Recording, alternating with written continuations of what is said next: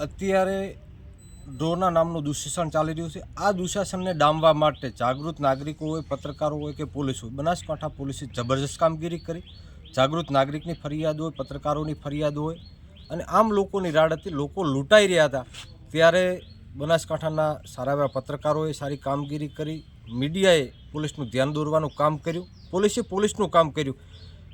આપણા એસપી અક્ષરજ મકવાણા સાહેબ અને ડીવાયએસપી SM વારોતરિયા સાહેબે સતત મોનિટરિંગ રાખી અને આ લોકો જે ડ્રો કરી રહ્યા હતા એના ઉપર કાયદાનો સકંજો કસવાનું કામ કર્યું, FIRઓ કરી.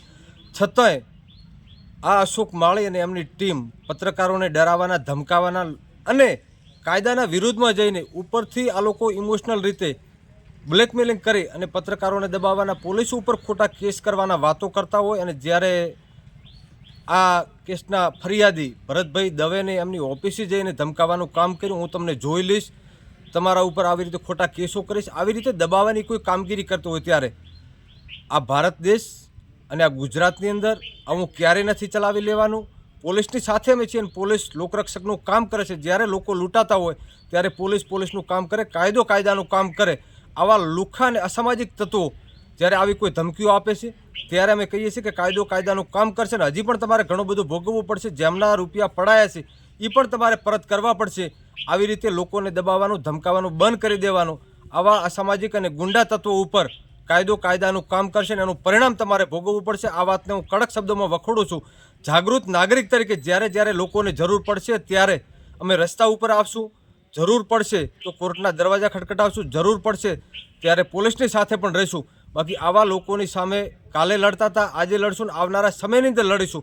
અશોક માળી હોય કે એની ટીમ હોય કે એના વગર અનેક લોકો ડ્રોના નામે જે કૌભાંડ કરી રહ્યા હતા, જ્યાં ભ્રષ્ટાચાર આદરી રહ્યા હતા અને જે ફ્રોડ ચલાવી રહ્યા હતા, એમના સામે કાયદાની લાલ આંખ હોવી જોઈએ.